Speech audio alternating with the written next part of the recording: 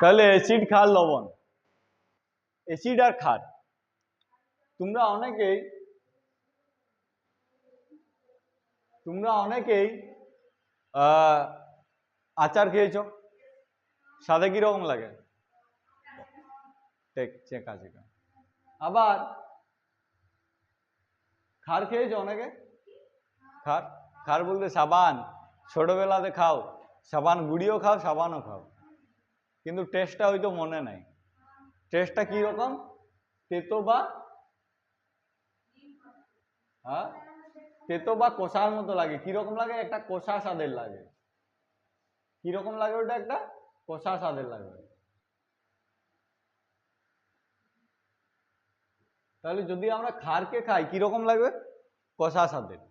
আর যদি আমরা অম্ল মানে একটা অ্যাসিডকে খাই কিরকম লাগে টেস্ট? টক। এরপর ভাবো কোন কোন জিনিসগুলোতে টক লাগে? লেবু, লেবুর মধ্যেও অ্যাসিড থাকে।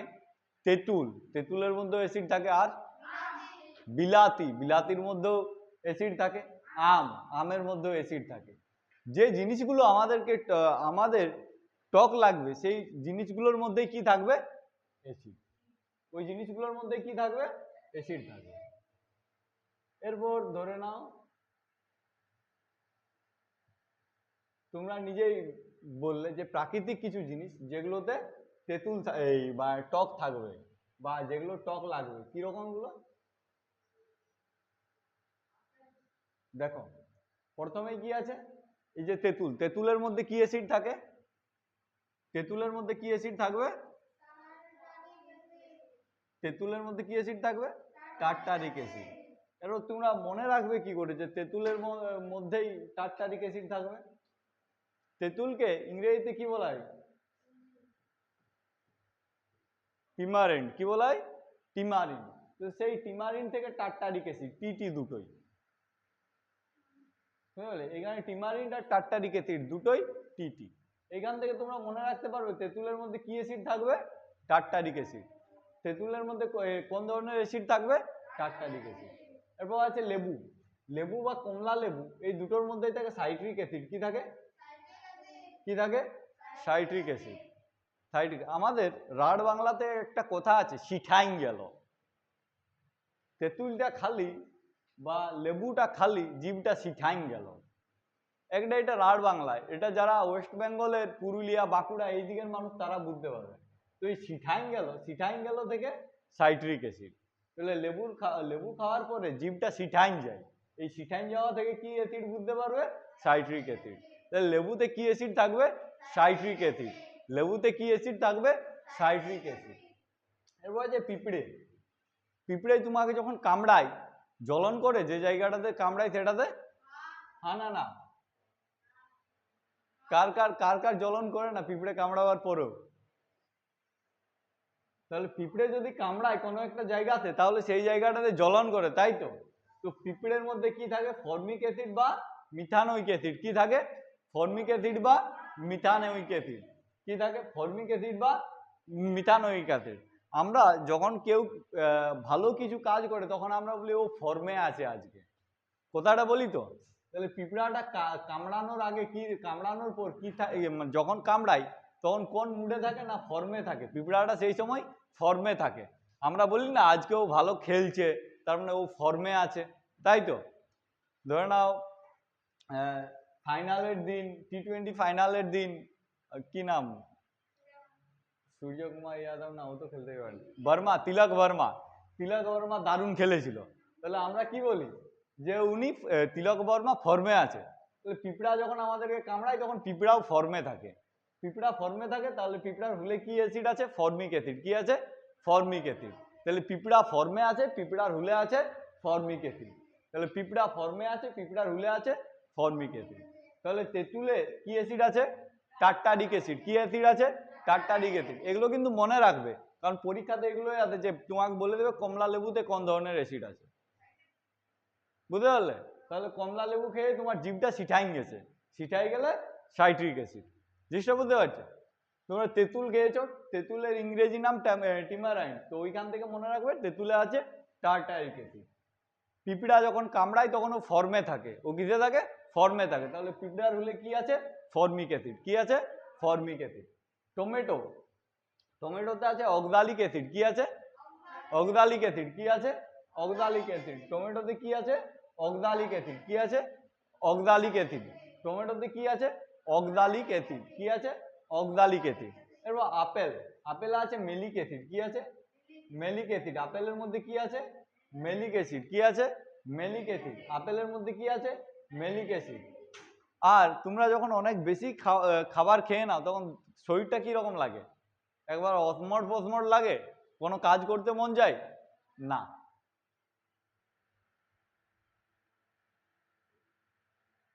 তাহলে আমাদের যেটা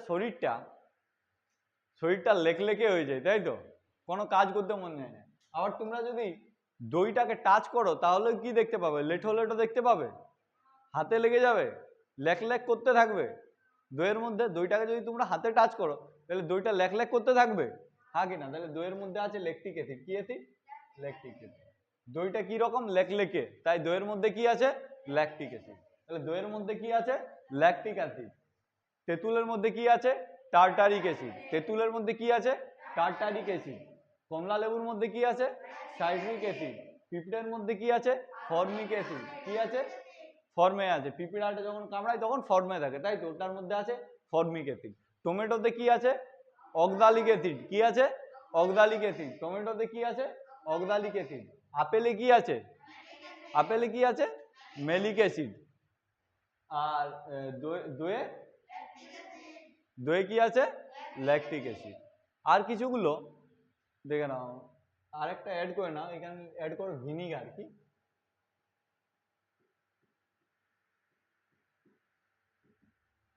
ভিনিগার তোমরা হয়তো অনেকে জানো, অনেকে জানো না। ভিনিগারটা তোমরা হয়তো অনেকে জানো, অনেকে জানো না। ভিনিগারটা আমরা বিভিন্ন খাবারে ব্যবহার করে থাকি, যেমন আচার তৈরির সময় ব্যবহার করে থাকি, বা যেসব স্ট্রিট ফুডগুলো আছে, স্ট্রিট ফুড বলতে এগ রোল, চাউমিন, এগুলোতে এরা ইউজ করে থাকে। এই যে ভিনিগার, ভিনিগারের মধ্যে থাকে সাইট্রিক অ্যাসিড। কি থাকে? কি থাকে? Citric acid. ভিনিগারের মধ্যে কি অ্যাসিড থাকে? ভিনিগারের মধ্যে কি অ্যাসিড থাকে? Citric acid. আর তোমরা কোকা কোলা, পেপসি খাও? কি বলে ওগুলোকে ভালো কথায়? Soda water. কি বলে? Soda water. এই যে বিভিন্ন সোডা ওয়াটার, যেটা কোকা কোলা বা পেপসি তোমরা বলছো, সেই সোডা ওয়াটার, সেই সোডা ওয়াটারে কার্বনিক অ্যাসিড থাকে। কি থাকে? কি থাকে? Carbonic acid. কি থাকে? কার্বনিক। তাহলে সোডা ওয়াটার কি অ্যাসিড থাকে? Carbonic acid. ভিনিগারে কি অ্যাসিড থাকে? Citric acid. ভিনিগারে কি অ্যাসিড থাকে? Citric acid. আর তেঁতুলে টার্টারিক অ্যাসিড। কমলা লেবুতে সাইট্রিক অ্যাসিড। কোনো জায়গাতে ভুল বলেছি, কোনো জায়গাতে ভুল বলেছি। এটা সরি, যেটা ভিনিগার এটা তো সাইট্রিক অ্যাসিড নয়, ভিনিগারে সাইট্রিক অ্যাসিড নয়, ভিনিগারে থাকে অ্যাসিটিক অ্যাসিড।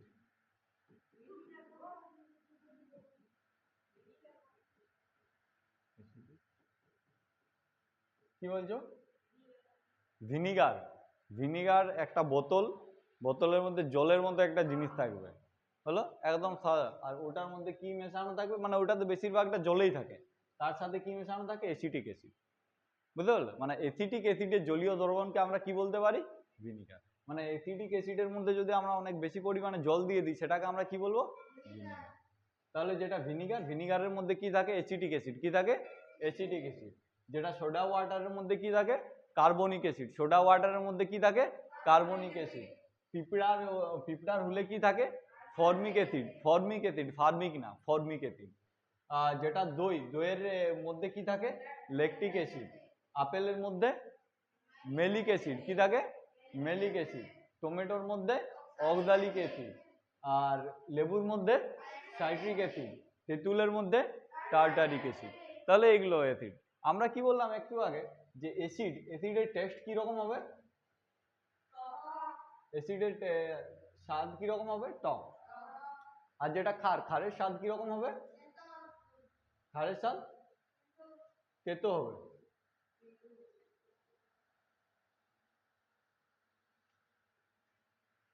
বা কষা হবে।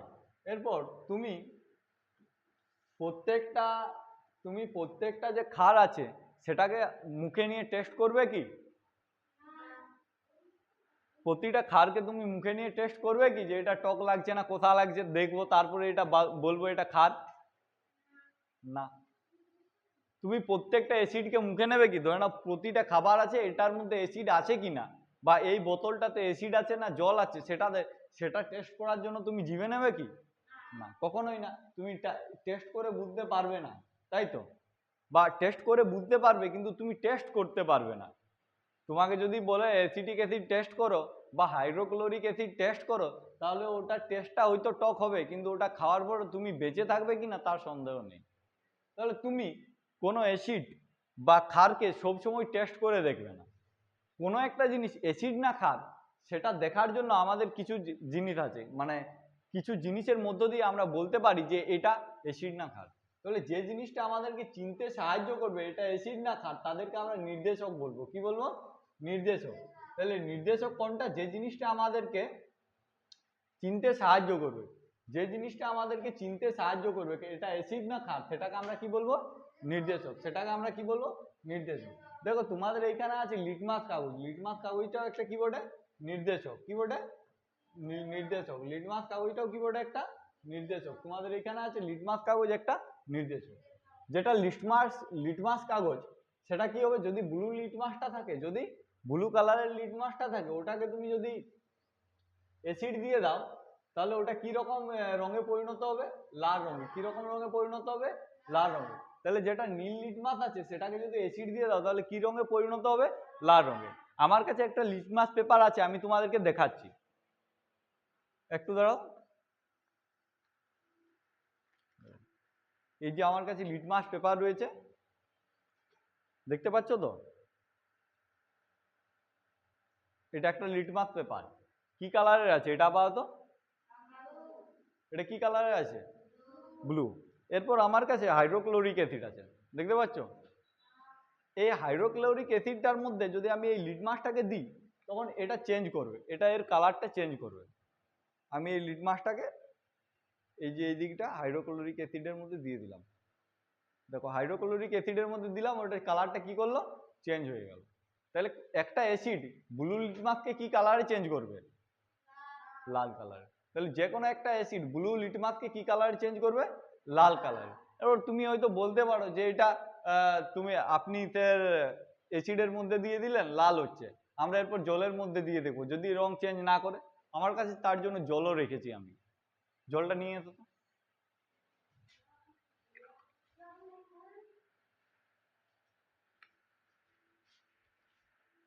এই যে লিটমাস পেপারটা, এই ব্লু লিটমাসের এক সাইডটা আমি অ্যাসিডে দিলাম, এটা লাল কালারে চেঞ্জ হয়ে গেল। ওপর যে সাইডটা আছে এই ওপর সাইডটাকে আমি জলের মধ্যে দেব, এটাকে আমি জলের মধ্যে দেব, এটাকে আমি জলের মধ্যে দেব।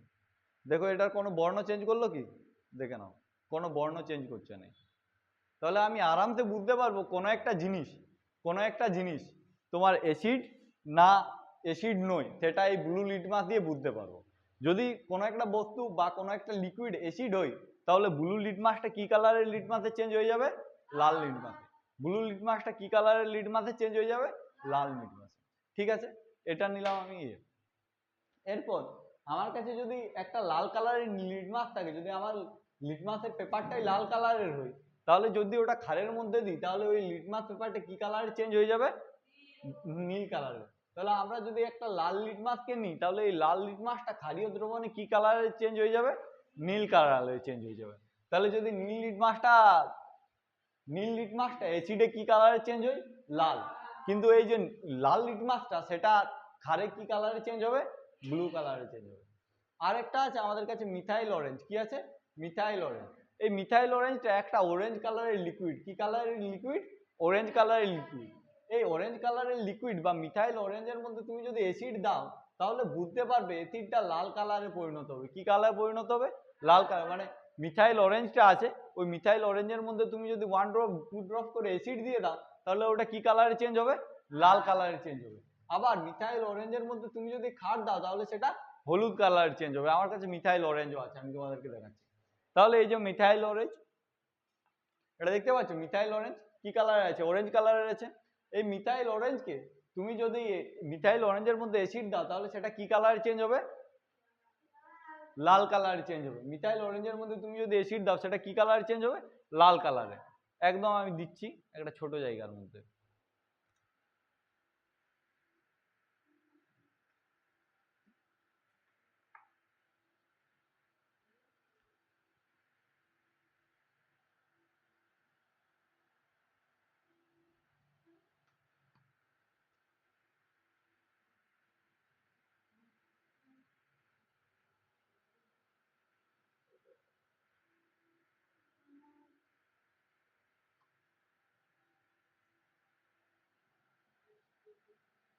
এই যে এটাতে আমি মিথাইল অরেঞ্জ নিচ্ছি।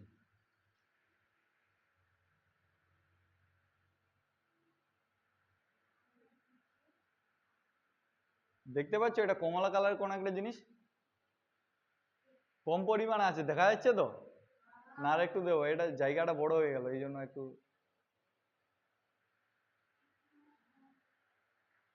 ঠিক আছে, এটা হলো কমলা কালার একটা জিনিস। এটার মধ্যে যদি আমি অ্যাসিড দিই, তাহলে এটা দেখো চেঞ্জ করবে কালারটা। এটা কমলা কালারের আছে, এটাতে আমি অ্যাসিড দিচ্ছি, কিরকম কালার হয়ে গেল দেখতে পাচ্ছ তো সবাই?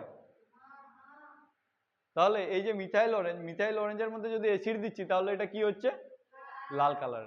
তাহলে মিথাইল অরেঞ্জটা আমাকে চিনতে সাহায্য করছে এটা অ্যাসিড বটে কি নেই, তাই তো? তাহলে মিথাইল অরেঞ্জটা হয়ে গেল একটা নির্দেশক। তাহলে মিথাইল অরেঞ্জটা কি হয়ে গেল? নির্দেশক। মানে যে বস্তুটা আমাকে চিনতে সাহায্য করাবে বা যার সাহায্যে আমি চিনতে পারবো কোনো একটা জিনিস অ্যাসিড না ক্ষার, তাহলে সেটাকে আমরা কি বলবো? নির্দেশক। তাহলে এখানে যেটা মিথাইল অরেঞ্জ আছে সেটা একটা নির্দেশক। মিথাইল অরেঞ্জের অরিজিনাল কালার কি? কমলা, কিন্তু ওটাতে যদি অ্যাসিড দিচ্ছি কি কালারে পরিণত হচ্ছে? লাল কালারে। এরপর আবার আমি মিথাইল অরেঞ্জ দিব এবং মিথাইল অরেঞ্জটাতে ক্ষার দেবো, তাহলে দেখবো কি কালার চেঞ্জ হচ্ছে। তাহলে এটা দেখলে তোমরা, এটাকে আমি ফেলে দিচ্ছি।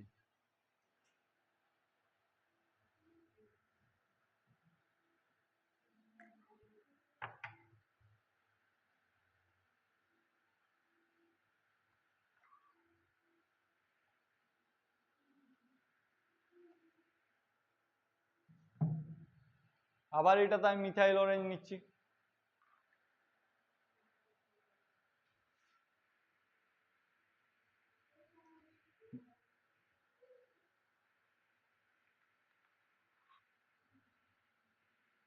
দেখতে পাচ্ছ না? আরো নিতে হবে না? তোমরা আমাকে সাথে কিপটা বলবে যে এইটুকু নিচ্ছি, আর একটু নিচ্ছি।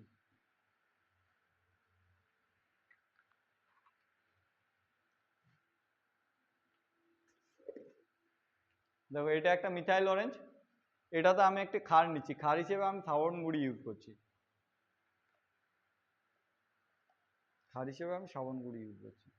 এই সাবান গুঁড়িটা এই মিথাইল অরেঞ্জের মধ্যে দিলাম, এরপর আমি শেক করলাম একটু। কি কালার চেঞ্জ হয়ে গেল দেখতে পাচ্ছ তো? কি কালার চেঞ্জ হয়ে গেল? হলুদ কালার। তাহলে মিথাইল অরেঞ্জের মধ্যে যদি আমরা ক্ষার দিচ্ছি, মিথাইল অরেঞ্জের কালারটা কিসে চেঞ্জ হয়ে যাচ্ছে? হলুদ কালারে চেঞ্জ হয়ে যাচ্ছে। জিনিসটা বুঝতে পারছো?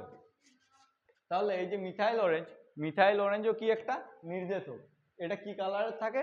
অরেঞ্জ বা গোলাপি কালারের থাকে। এর মধ্যে যদি আমরা ক্ষার দিচ্ছি তাহলে ওর কালারটা কিরকম চেঞ্জ হয়ে যাচ্ছে? হলুদ কালারে। আবার এই মিথাইল অরেঞ্জের মধ্যে যদি আমরা অ্যাসিড দিচ্ছি তাহলে কি কালারে চেঞ্জ হয়ে যাচ্ছে মিথাইল অরেঞ্জটা? লাল কালারে। বুঝতে পারলে? তাহলে এই যে মিথাইল অরেঞ্জ বা লিটমাস কাগজ, যেটা থেকে আমরা বুঝতে পারছি কোনো একটা জিনিস অ্যাসিড না ক্ষার, সেটাকে আমরা নির্দেশক বলি। কি বলি? নির্দেশক। তাহলে নির্দেশক কোন জিনিসটা? না যার সাহায্যে আমরা বুঝতে পারবো কোনো একটা কিছু অ্যাসিড না ক্ষার।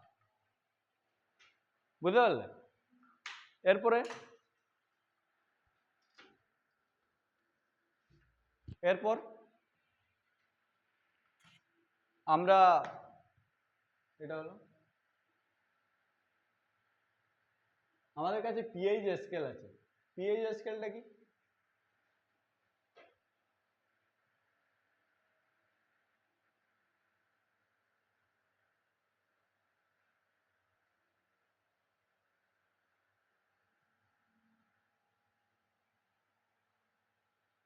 পিএইচ স্কেলটা কি না, পিএইচ স্কেলটা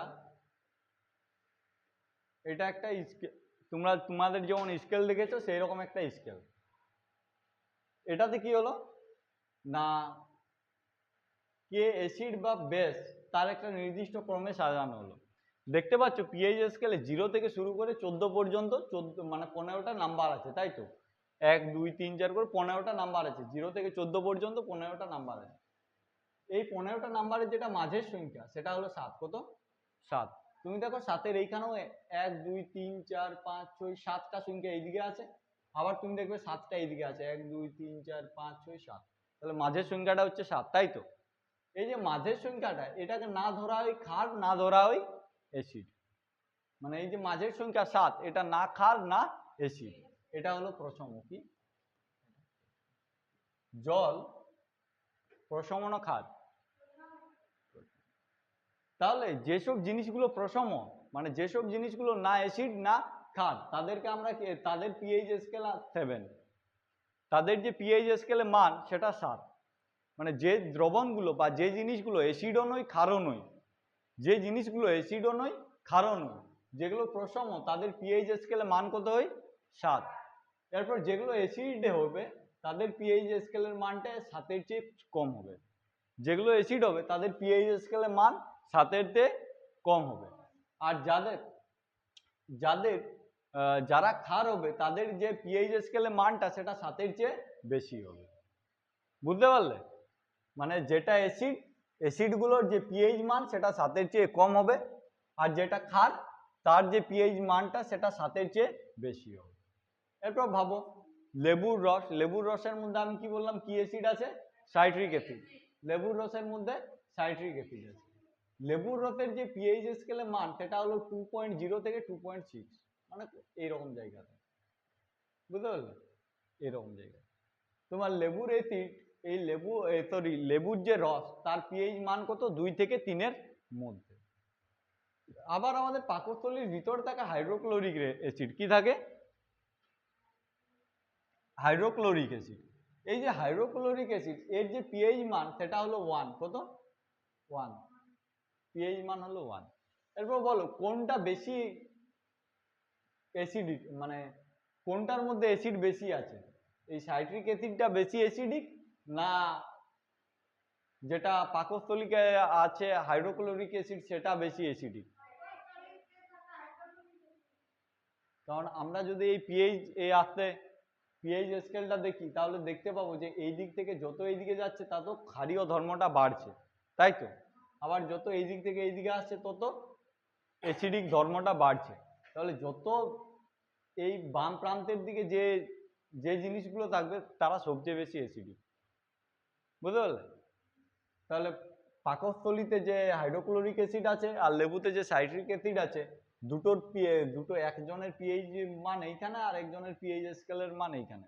তাহলে যে বেশি বাম দিকে আছে সে বেশি আম্লিক, তাই তো। যে বেশি বাম দিকে আছে সে বেশি আম্লিক, আর যে বেশি ডান দিকে আছে সে বেশি ক্ষারীয়। জিনিসটা বুঝতে পারছো? মানুষের রক্ত আম্লিক না ক্ষারীয়? মানুষের রক্তের যে পিএইচ মান সেই পিএইচ মান হলো 7.35। তাহলে মানুষের রক্ত আম্লিক না ক্ষারীয়? ক্ষার। মানে আমরা 7-এ দেখেছিলাম প্রশম, 7-এ প্রশম, 7 থেকে ক্ষারীয়র মধ্যে থাকবে, তাই তো। মানে প্রশম থেকে ক্ষারীয়র দিকে যাবে, মানুষের রক্তটা তাহলে প্রশম থেকে ক্ষারীয়র দিকে যাবে। এরপর বৃষ্টি, সাধারণ যে বৃষ্টিটা সেটা 7 থেকে 6-এর মধ্যে থাকে, 7 থেকে 5.6-এর মধ্যে থাকে। মানে সাধারণ যে বৃষ্টিপাত হয় সেটা 7 থেকে 5.6-এর মধ্যে আছে। ওকে, তাহলে বলো বৃষ্টিটা আম্লিক না ক্ষারীয়? আম্লিক, তাই তো। এরপর আমরা অম্ল বৃষ্টি কখন বলবো না, যখন এই যে বৃষ্টিটা ওর পিএইচ মানটা 5.6-এর চেয়ে কম হয়ে যাবে। মানে 5.6 পর্যন্ত যদি বৃষ্টির পিএইচ মান 5.6 হয় তাহলে ওটা নর্মাল বৃষ্টি, কিন্তু যদি 5.6-এর নিচে হয়ে যায় তখন সেটাকে আমরা কি বলবো? অম্ল বৃষ্টি। তাহলে যেটা অম্ল বৃষ্টির পিএইচ মান সেটা 5.6-এর চেয়ে কম। বুঝতে পারলে? অম্ল বৃষ্টির যেটা পিএইচ মানটা সেটা 5.6-এর চেয়ে কম। জিনিসটা বুঝতে পারছো? তাহলে পিএইচ স্কেল হলো একটা, মানে একটা স্কেল যেটার সাহায্যে আমরা মানে বলতে পারি যে কোন জিনিসটা প্রশম বা ক্ষারীয়। যেগুলো প্রশম তাদের পিএইচ মান 7, যেগুলো আম্লিক তাদের যে পিএইচ মান সেটা 7 থেকে 0-র মধ্যে থাকবে, যেটা ক্ষারীয় তার যে পিএইচ মান সেটা 7 থেকে 14-র মধ্যে থাকবে। বুঝতে পারলে পিএইচ স্কেলটা? হ্যাঁ না না, পিএইচ মানটা বুঝতে পেরেছো। এরপর লাস্ট যেটা আমাদের আছে যে অ্যাসিড আর ক্ষারের বিক্রিয়া, অ্যাসিড আর ক্ষারের বিক্রিয়া।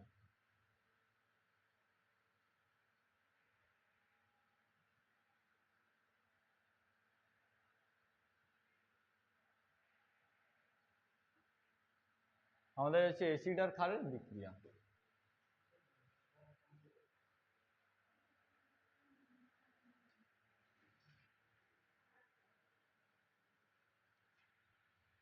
যদি আমরা অ্যাসিড আর ক্ষার এই দুটোকে একসাথে মিশাই তাহলে দেখতে পাবো কি তৈরি হবে? নুন। কি তৈরি হবে? নুন আর জল। কি তৈরি হবে? নুন আর জল। যদি অ্যাসিড আর বেস এই দুটোকে একসাথে মেশাই তাহলে কি তৈরি হবে? নুন আর জল। কি তৈরি হবে? নুন আর জল। তাহলে অ্যাসিড আর ক্ষারকে একসাথে মেশালে কি তৈরি হবে? নুন আর জল। তোমরা দেখতে পারো, দাঁড়াও।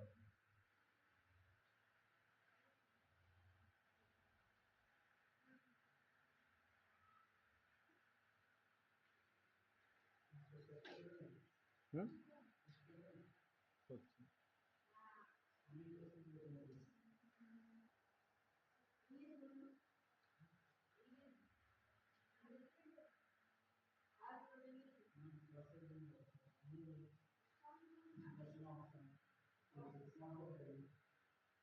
দেখো আমরা একটা অ্যাসিডের নাম বলো। তোমরা অনেকগুলো অ্যাসিড পড়লে তো, একটা যে কোনো অ্যাসিডের নাম বলো। হাইড্রোক্লোরিক অ্যাসিড নিচ্ছি। কি নিচ্ছি? হাইড্রোক্লোরিক। এই হাইড্রোক্লোরিক অ্যাসিডটাকে যদি আমরা জলের মধ্যে দিই, কোথায় দেবো? জলের মধ্যে। জলের মধ্যে দিই তাহলে দেখতে পাবো যে হাইড্রোক্লোরিক অ্যাসিডটা H+ এবং Cl- আয়নে ভেঙে যাচ্ছে। H+ আর Cl- আয়নে ভেঙে যাচ্ছে। ওকে, আবার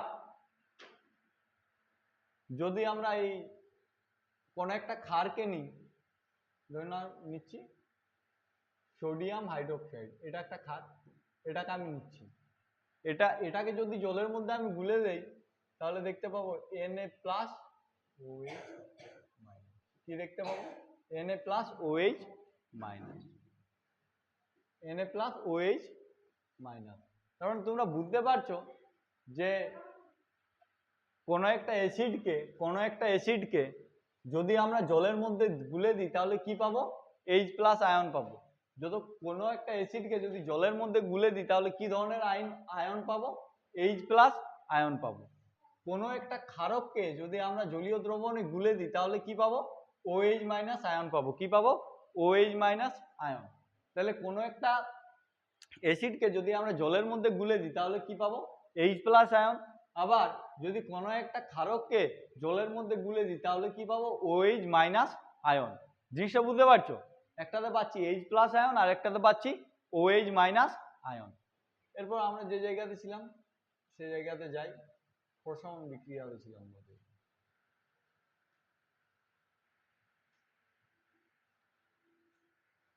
এই যে প্রশমন বিক্রিয়া, এইখানে কি হচ্ছে? অ্যাসিড আছে, তাই তো? অ্যাসিডের জলীয় দ্রবণে কি আয়ন থাকবে? H+ আয়ন থাকবে, হ্যাঁ কি না? অ্যাসিডের জলীয় দ্রবণে কি আয়ন থাকবে? H+ আয়ন থাকবে। আবার যে বেস বা ক্ষারের যে জলীয় দ্রবণ সেটাতে কি থাকবে? OH- আয়ন থাকবে। এরপর ধরো এই দুটো একসাথে মিশে যাচ্ছে, এই দুটোকে আমরা একসাথে যোগ করছি। এরপর দেখো H+ আর OH- কি তৈরি করবে? কটা হাইড্রোজেন আছে? দুটো আছে, আর এখানে ও আছে একটা। তাহলে দেখতে পাচ্ছ যে অ্যাসিড আর ক্ষার ওই দুটো মিলে কি তৈরি করছে? জল। কি তৈরি করছে? জল। তাহলে অ্যাসিড আর বেস এই দুটোর বিক্রিয়ায় কি তৈরি হবে? জল তৈরি হবে। জলের সাথে আর কি বার হবে? লবণ। জলের সাথে লবণ।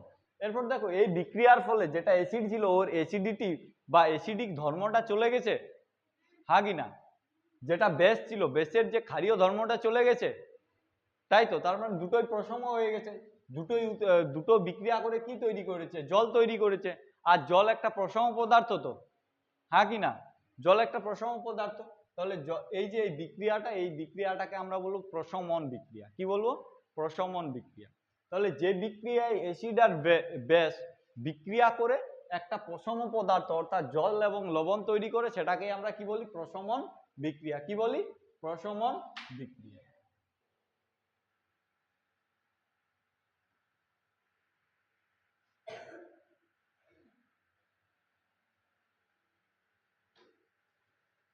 এরপর যে অ্যাসিডগুলোর মধ্যে অ্যাসিডিটি বা অ্যাসিডিক ধর্মটা অনেক বেশি আছে তাদেরকে আমরা তীব্র অ্যাসিড বলি।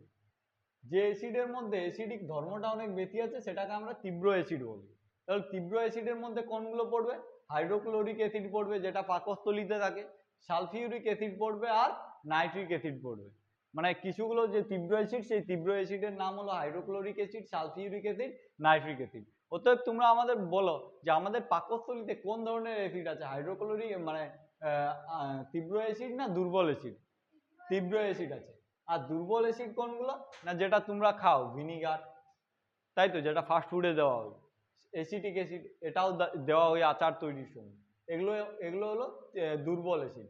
সাইট্রিক অ্যাসিড যেটা লেবুর রসে থাকে, তাই তো, সাইট্রিক অ্যাসিড লেবুর রসের থাকে, এটাও কি একটা দুর্বল অ্যাসিড। ফর্মিক অ্যাসিড কোথায় থাকে? পিঁপড়ের রুলে থাকে, তাই তো। তাহলে এই ফর্মিক অ্যাসিডও একটা দুর্বল অ্যাসিড। তাহলে হাইড্রোক্লোরিক অ্যাসিড, নাইট্রিক অ্যাসিড বা সালফিউরিক অ্যাসিড এরা তীব্র অ্যাসিড। আর যেটা অ্যাসিডিক অ্যাসিড, ভিনিগার বা সাইট্রিক অ্যাসিড, ফর্মিক অ্যাসিড এরা কি ধরনের অ্যাসিড? এরা দুর্বল অ্যাসিড। এরপর বলো কার পিএইচ মানটা কম হবে, এদের না এদের? তীব্র অ্যাসিডের পিএইচ মান কম হবে না দুর্বল অ্যাসিডের পিএইচ মান কম হবে? তীব্র অ্যাসিডের পিএইচ মান কম হবে। মানে আমরা কি ধরছিলাম, যেটা 7 আছে, যেটা 7 আছে, তাই তো, এটাকে আমরা প্রশম ধরছিলাম। এরপর এইদিকে যত যাচ্ছিল তত অ্যাসিডিসিটিটা বা অ্যাসিডিক ধর্মটা বাড়ছিল, তাই তো। আর এইদিকে যাচ্ছিল মানেই তো কম যাচ্ছিল। 7-এর পরে 6, 5, 4, 3, 2, 1, তারপরে 0। তার মানে এই দিক থেকে যত এইদিকে যাচ্ছে তত অ্যাসিডিক ধর্মটা বাড়ছে। তার মানে তীব্র অ্যাসিডগুলো কোন দিকে থাকবে? বাঁ দিকে থাকবে। তীব্র অ্যাসিডগুলো কোথায় থাকবে? বাঁ দিকে থাকবে। আর বাঁ দিকে যদি থাকে তাহলে তীব্র অ্যাসিডের যে পিএইচ মানটা সেটা কম হবে, তাই তো। তীব্র অ্যাসিডের পিএইচ মানটা কম হবে। কিন্তু যেটা দুর্বল অ্যাসিড, সেই দুর্বল অ্যাসিডের পিএইচ মানটা বেশি হবে। কাদের তুলনায়? না তীব্র অ্যাসিডের তুলনায়। নিশ্চয় বুঝতে পারলে?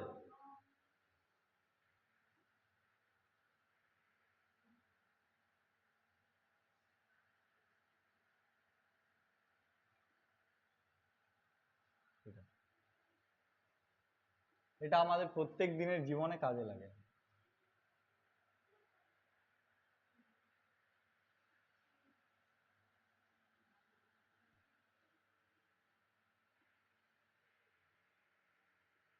আমাদের যে পাকস্থলীর মধ্যে কি অ্যাসিড থাকে বলো?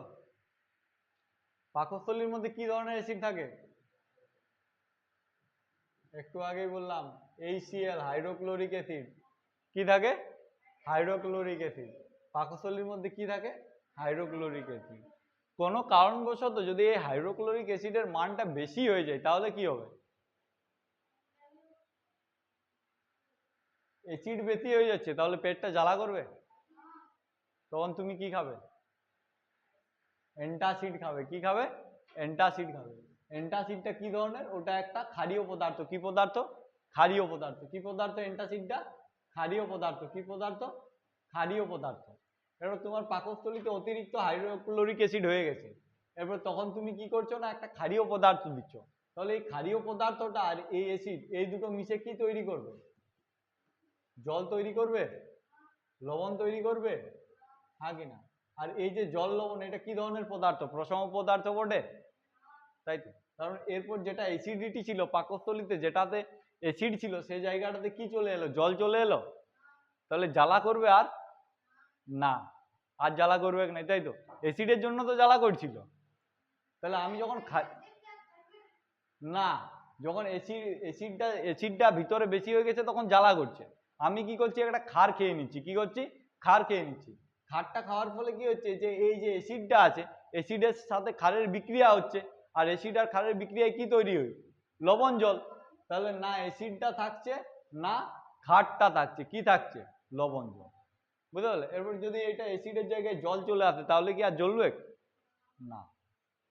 বুঝতে পারলে? অ্যান্টাসিড কি না, অ্যান্টাসিড হলো একটা ক্ষারীয় পদার্থ, যেটা আমাদের মধ্যে যদি অতিরিক্ত অ্যাসিড জমা হয়ে যায়, পাকস্থলীর মধ্যে অতিরিক্ত অ্যাসিড জমা হয়ে যায়, তাহলে অ্যান্টাসিড কি করবে? ওই অতিরিক্ত অ্যাসিডটাকে প্রশমিত করবে।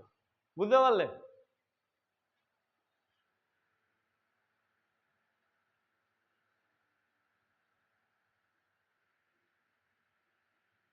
ঠিক আছে, আজকে তাহলে এতটাই। পরে আলাদা অন্য কোনো একটা টপিক নিয়ে আবার আমরা আসবো। ধন্যবাদ।